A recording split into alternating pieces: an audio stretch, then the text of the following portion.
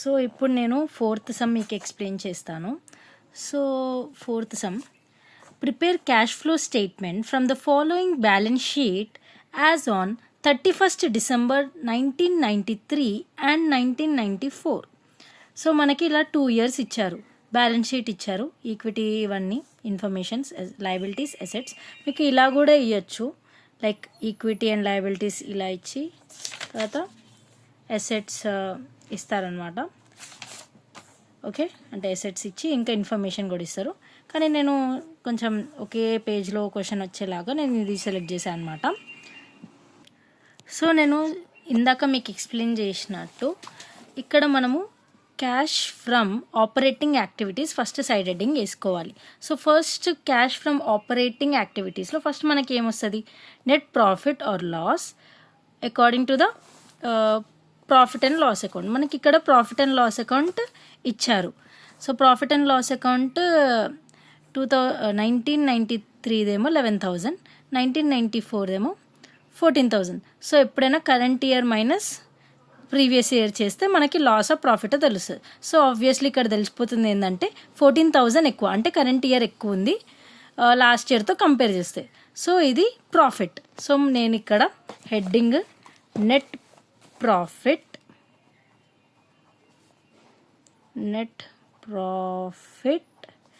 As per profit and loss account. So బ్రాకెట్స్లో 14,000 minus 11,000 అంటే current year minus previous year చేస్తే నాకు 3,000 profit వచ్చింది. ఒక లాస్ వస్తే నెట్ లాస్ అని రాయండి, ఓకేనా. సో మనం నెక్స్ట్ మనకు ఆల్రెడీ ఇక్కడ ప్రాఫిట్ ఇచ్చేసారు కాబట్టి ఇది మనం క్లోజింగ్ స్టాక్ ఇవేం అవసరం లేదు. Next add transfer of services ఇవన్నీ ఉన్నాయి, నాన్ క్యాష్ ఎక్స్పెన్సెస్ ఇవన్నీ ఉన్నాయి. సో మనకి ఇక్కడ క్వశ్చన్లో మనకి లైక్ ట్రాన్స్ఫర్ ఆఫ్ రిజర్వ్స్, ఇంకా డివిడెండ్స్, కమిషన్ రిసీవ్డ్ ఇవన్నీ ఏమి ఇవ్వలేదు క్వశ్చన్లో. కానీ ఇక్కడ ప్లాంట్ చూడండి, ప్లాంట్ చూస్తే అంటే అసెట్స్, ఫిక్స్డ్ అసెట్స్ ఓన్లీ ఒకటే ప్లాంట్ ఉంది. సో ప్లాంట్ లాస్ట్ ఇయర్ 46,000 ఉంది, కానీ కరెంట్ ఇయర్ 45,000 ఉంది. అంటే ఏమైంది, డిప్రిసియేట్ అయింది, అంటే 1,000 డిప్రిసియేషన్ అయ్యింది. సో మనము ఈ డిప్రిసియేషన్ ఎక్కడ వస్తుంది, ఇక్కడ నాన్ క్యాష్ ఎక్స్పెన్సెస్లో. సో యాడ్ నాన్ క్యాష్ ఎక్స్పెన్స్లో యాడ్ చేయాలి. అంటే ఎలా అంటే, సో ఇక్కడ మనము డిప్రిసియేషన్ యాడ్ చేయాలి on plant. So current year last year మనకి 46,000 ఉంది. సో కరెంట్ ఇయర్ 45,000 ఉంది. సో మనకి ఎంత వస్తుంది, 1,000 యాడ్ చేసినాం. క్లియర్. సో మనకి క్వశ్చన్లో అయితే ఇంకా interest received, dividend received, appreciation value, rent received ఇవేమి ఇవ్వలేదు. సో అందుకే ఈడ వరకే మనకి ఫస్ట్ టేబుల్ అయిపోతాను కాదు, ఈడ వరకు మనకి ఇక్కడ ఒక ఆన్సర్ వస్తుంది. దాన్ని ఏమంటామంటే, సో దాన్ని net operating profit before changes in working capital అని అంటాం, 4,000. So clear. దీని తర్వాత మనము నేను ఎక్స్ప్లెయిన్ చేసినట్టు ఇవి యాడ్ చేయాలి, తర్వాత ఇవి లెస్ చేయాలి. సో దీని తర్వాత మనకి ఇది వస్తుంది.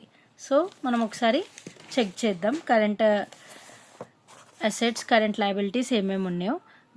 డెబిటార్స్ కరెంట్ అసెట్స్, మళ్ళీ స్టాక్ కూడా కరెంట్ అసెట్స్, క్యాష్ కూడా కరెంట్ అసెట్సే. తర్వాత డిబెంచర్స్ లాంగ్ టర్మ్, క్రెడిటార్స్ మళ్ళీ కరెంట్ లయబిలిటీస్ కింద వస్తుంది. సో క్రెడిటార్స్ ఒకటే కరెంట్ లయబిలిటీ కింద. సో మనం ఎలా చేయాలంటే, ఇప్పుడు లాస్ట్ ఇయర్ 16,000 ఉంది మనకి ఏంటి క్రెడిటార్స్, మళ్ళీ ఈ ఇయర్ 18,000 ఉంది. అంటే ఏమైంది, ఇంక్రీజ్ అయిందంటే మనకి లయబిలిటీ వచ్చింది. సో మనము ఏమనుకున్నాము ఎక్స్ప్లెనేషన్లో, any increase in current liability should be added. So మనకి కరెంట్ లయబిలిటీ ఇంక్రీజ్ అయింది కాబట్టి మనం యాడ్ చేయాలి. సో మనం ఇలా హెడ్డింగ్ రాసుకోవాలి, decrease in current assets and increase in current liability. ఇప్పుడు మన క్రెడిటార్స్ ఏమైంది, ఇంక్రీజ్ అయింది. సో ఇంక్రీజ్ అవ్వడం వల్ల నేను ఇంక్రీజ్ ఇన్ క్రెడిటార్స్ ఎంత 18,000 ఒక జీరో ఎక్కువ వేసిన 18,000 మైనస్ 16,000 సో మనకి 2,000 వస్తుంది. సో లయబిలిటీ సైడ్ అయిపోయింది. నెక్స్ట్ మనము అసెట్ సైడ్ వెళ్దాం. అసెట్ సైడ్లో డెటార్స్ ఏంటి 9,000 లాస్ట్ ఇయర్ ఉండే, ఇప్పుడు కరెంట్ ఇయర్లో 7,000 అంటే డిక్రీజ్ అయింది. మనం ఈ స్టేట్మెంట్ ప్రకారం డిక్రీజ్ ఇన్ కరెంట్ అసెట్స్ కూడా ఇక్కడనే రాసుకుంటాం. సో డిక్రీజ్ అయింది కాబట్టి డిక్రీజ్ ఇన్ డెటార్స్ డిక్రీజ్ అయింది కాబట్టి డెటార్స్ రాసుకుంటున్నా. డెటార్స్ 9,000 మైనస్ 7,000 సో ఇది కూడా 2,000. So clear. So next stock ఏమో లాస్ట్ ఇయర్ 5,000 ఉంది, కరెంట్ ఇయర్ ఏమో 9,000 ఉంది. అంటే ఇంక్రీజ్ అయింది. ఇంక్రీజ్ అయితే మనం ఇక్కడ వేసుకుంటామా అంటే వేసుకోము, మనం నెక్స్ట్ లెస్లో వేసుకుంటాము. So less increase in current assets and decrease in current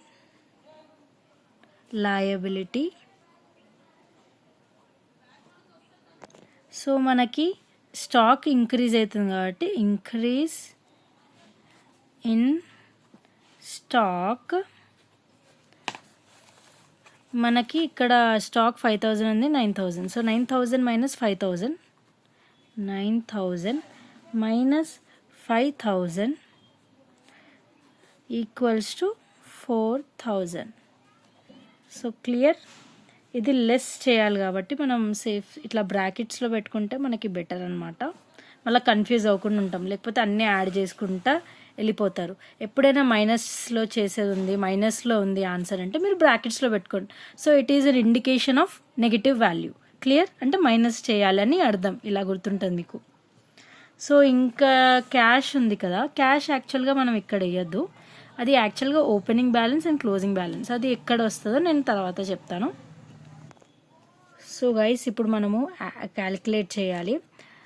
మనకి 4,000 ఇక్కడ టోటల్ వచ్చింది. సో 4,000 ప్లస్ 2,000 మళ్ళీ ప్లస్ 2,000 మైనస్ ఇది మైనస్ సింబల్ కదా బ్రాకెట్స్లో ఉంటే మైనస్ లాగా మైనస్ 4,000. సో మనకు ఆన్సర్ వచ్చింది 4,000. సో మనం ఇక్కడ అవుట్ సైడ్ వేసుకోవాలి. ఈడతో మనకి ఫస్ట్ టేబుల్ లైక్ ఏ సెక్షన్ అయిపోతుంది. సో ఈడ 4,000 వేసుకోవాలి. సో దీన్ని మనం ఏమంటామంటే దీన్ని మనం net cash flows from operating activities అని అంటాము. సో దీని తర్వాత బి వస్తుంది, క్యాష్ ఫ్రమ్ ఇన్వెస్టింగ్ యాక్టివిటీస్. కానీ క్యాష్ ఫ్రమ్ ఇన్వెస్టింగ్ యాక్టివిటీస్లో మనకి ఏమేమి వస్తుందంటే, సో మనకి బీబిట్లో మనకి ఏమైనా సేల్స్ అవుతున్నాయా అంటే లైక్ సేల్స్ ఏమైనా అయితే, పర్చేజెస్ ఏమైనా అయితే, ఇంట్రెస్ట్ రిసీవ్డ్ ఏమైనా వస్తే అది కూడా ఇన్వెస్ట్మెంట్స్లో, ఇంకా ట్యాక్స్ పేడ్ ఏమైనా ఉంటే అప్పుడే మనము ఈ బీబిట్లో ఏమైనా రాస్తాం. కానీ మనకి టెక్స్ట్ బుక్లో అవి మెన్షన్ చేయలేదు. అంటే సేల్స్ ఏమైనా అవుతుందా, ఫిక్స్డ్ అసెట్స్వి, నాన్ కరెంట్ ఇన్వెస్ట్మెంట్స్వి ఏమైనా అవుతుందా అంటే ఏం చెప్పలేదు. సో అందుకే మనకి బీబిట్ నిల్ వస్తుంది అనమాట. కానీ ఏం రాయొద్దా అంటే అలా కాదు, మీరు హెడ్డింగ్ రాసి తర్వాత నిల్ అని పెట్టాలి, అంటే డాష్. సో గైస్ మనకి ఇక్కడ cash flow from investment activities మనకి బీబిట్లో ఏం లేదు కాబట్టి మనం జస్ట్ ఇలా నిల్ పెడితే చాలు. తర్వాత సిబిట్ డైరెక్ట్గా రాసుకోవాలి. సో థర్డ్ బిట్ అంటే సిలో మనకి ఏమేమి వస్తాయంటే, మనం equity shares, issue of equity shares, debentures, bonds, short term borrowings ఏమైనా ఉంటే అవి యాడ్ చేస్తాం. అదే రిడమ్షన్ అంటే ఏమైనా రిడమ్షన్ ఆఫ్ డిబెంచర్స్ ఇంకా షేర్స్ అయితే అప్పుడు మైనస్ చేస్తాం. రీపేమెంట్ ఏమైనా ఉంటే అవి కూడా మైనస్ చేస్తాం. సో ఇవన్నీ మైనస్ చేస్తాం, ఇవన్నీ యాడ్ చేస్తాం. సో మనం క్వశ్చన్లో మనకి ఈక్విటీ షేర్ క్యాపిటల్ ఏమో లాస్ట్ ఇయర్ 20,000 ఉండే, కానీ ఈ ఇయర్ 25,000 ఉంది, అంటే ఇంక్రీజ్ అయింది. ఇంక్రీజ్ అయితే మనం యాడ్ చేసుకోవాలని నేను ఆల్రెడీ ఎక్స్ప్లెనేషన్లో మీకు చెప్పాను. సో ఏం యాడ్ చేయాలి first, issue of equity shares. So 25,000 minus 20,000 చేస్తే మనకి 5,000 వస్తుంది. సో ఈ 5,000 ఇక్కడ యాడ్ చేసుకోవాలి. సో నెక్స్ట్ మనకి డిబెంచర్స్ ఉంది. డిబెంచర్స్ ఏమో లాస్ట్ ఇయర్ మనకి 15,000 ఉండే, ఈ ఇయర్ 12,000 ఉంది. అంటే ఏమైంది, డిక్రీజ్ అయింది. సో డిక్రీజ్ అవ్వడం వల్ల మనము యాడ్లో రాస్తామంటే రాయము, మనము లెస్లో రాస్తాం, రిడెంప్షన్ ఇన్ డిబెంచర్స్ అని రాయాలి. సో ఇక్కడ వరకు అయిపోయింది. ఇంకేమైనా ఉన్నాయంటే లేవు. సో అందుకే ఈడతో అయిపోయింది. తర్వాత మనం లెస్ డైరెక్ట్గా రిడెంప్షన్ ఆఫ్ డిబెంచర్స్. సో మనకి లాస్ట్ ఇయర్ ఎంత ఉండే 15,000, ఈ ఇయర్ 12,000. సో మనకి 3,000 మైనస్ చేయాలి. సో క్లియర్, బ్రాకెట్స్లో పెట్టేస్తారా. సో ఇంకా ఏమైనా ఉన్నాయా అంటే ఇంకా ఏం లేవు.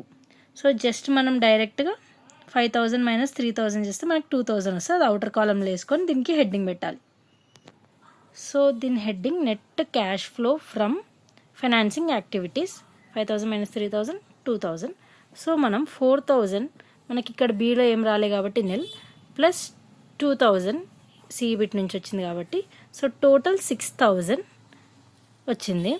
సో ఈ 6,000 మనకి పాజిటివ్ వాల్యూలో వచ్చింది, అంటే బ్రాకెట్స్లో ఏం రాలేదు కాబట్టి మనకి ఇది net increase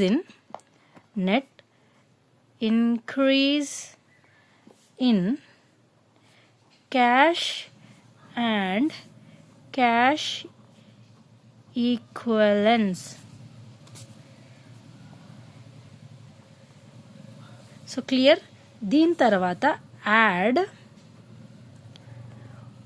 opening cash and cash equivalence. ఇక్కడ ఇది cash and cash equivalence opening ఏడు ఉందంటే మనకు క్యాష్ ఇడ్ ఇచ్చింది. క్యాష్ ఇక్కడ ఓపెనింగ్ 1993ది క్లోజింగ్ అవుతుంది, నెక్స్ట్ ఇయర్కి మనకి ఏమవుతుంది, అది ఓపెనింగ్ అవుతుంది. సో 2,000. సో ఈ రెండు యాడ్ చేస్తే మనకి 8,000 క్లోజింగ్ వస్తుంది. So this is there four closing cash and cash equivalents. So clear, 8,000 వచ్చింది. So this is our final answer. కావాలంటే మీకు ఆన్సర్ ఇక్కడనే చెక్ చేసుకుంటే అయిపోతుంది. 8,000 క్లోజింగ్. So clear. ఇలా మీరు సమ్ చేయాలి. యాక్చువల్గా అన్ని సమ్స్ ఇలానే ఈజీ ఉంటాయా అంటే కూడా కాదు, ఓన్లీ 2-3 పాయింట్స్ యాడ్ అవుతూ ఉంటుంది. సో మీరు జస్ట్ ఎక్కడ ఏం పోస్టింగ్ చేయాలో అని ఒకటి తెలుసుకుంటే అప్పుడు మీకు ఈజీ ఉంటుంది అన్నమాట. మీరు ఒకవేళ అర్థం కావట్లేదు అంటే ఒకసారి నేను ఇక్కడ థియరీ ఇచ్చినది ఇంకా సమ్స్ ఆల్రెడీ పీడిఎఫ్స్ పెట్టాను, అవన్నీ చెక్ చేస్తూ ఉండండి. అవి చేసుకుంటా సమ్ములు చేయండి. మీరు డైరెక్ట్గా కాంప్లికేటెడ్ సమ్స్ చేయకండి, ఈజీ ఉన్న సమ్స్ చేయడానికి ట్రై చేయండి. ఈజీ సమ్స్ మీరు చేస్తూ ఉన్నారనుకో, ఇంకా work like last year previous year question papers try చేశారనుకో మీకు కొంచెం ఐడియా వస్తుంది సమ్ ఎట్లా అడుగుతున్నారు ఎగ్జామ్లో. ఇంకా సేఫ్ సైడ్కి మీరు థియరీ కూడా నేర్చుకోండి. So that's it girls, thank you so much.